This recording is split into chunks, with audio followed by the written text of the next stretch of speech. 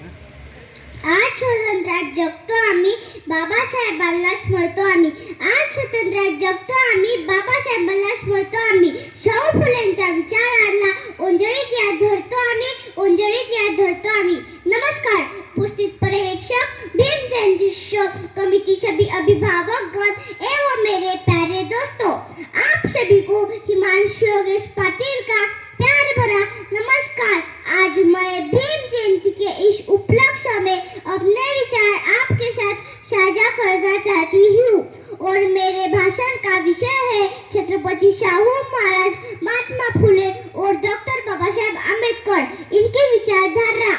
सर्वप्रथम मैं छत्रपति शाहू महाराज के बारे में बोलना चाहती हूँ.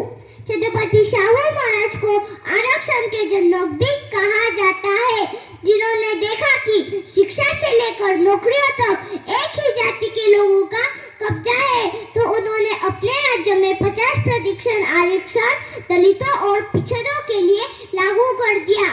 इसके बाद उन्होंने प्राथमिक शिक्षा को अनिवार्य और निःशुल्क कर दिया. इसलिए उन्होंने गरीब बच्चों के लिए स्कूल बनवाए, हॉस्टल बनवाए.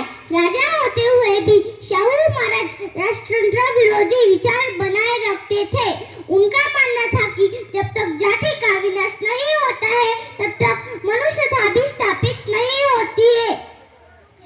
शाहू महाराज केवल विचारों से ही आधुनिक नहीं थे, तो वे अपने व्यवहारों से भी आधुनिक थे. इसका एक छोटा सा उदाहरण मैं आपको बताना चाहती हूँ कि उनके दरबार में गंगाराम कामले नाम का एक अच्छू जाति का व्यक्ति काम करता था. एक बार जब उसने तालाब से पानी पी लिया तो अन्य जाति के लोग उसके साथ बहुत मारपीट किया.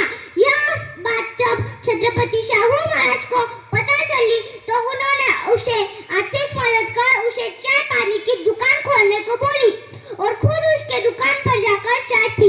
दोस्तों, आज आपको यह बात सामान्य सी लग रही होगी, पर उन दिनों में यह बात बहुत बड़ी थी. विद्या विना मती गेली, मती विना नीती गेली, नीती विना गती गेली, गती विना वित्त गेले आणि वित्त विना शूद्र कसले. एवढा अनंत काळ विपरीत गेला.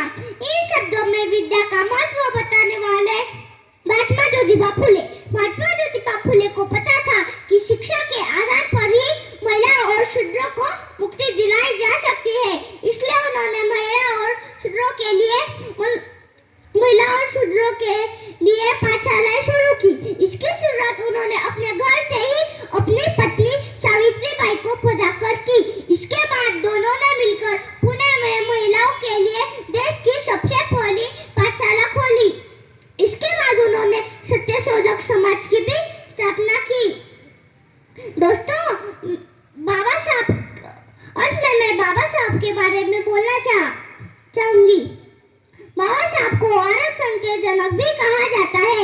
आरक्षण के वजह से ही दलितों और शूद्रों को मनुष्य बनकर जीने का अधिकार मिला और मुझे भी इस मंच पर भाषण देने का अधिकार मिला.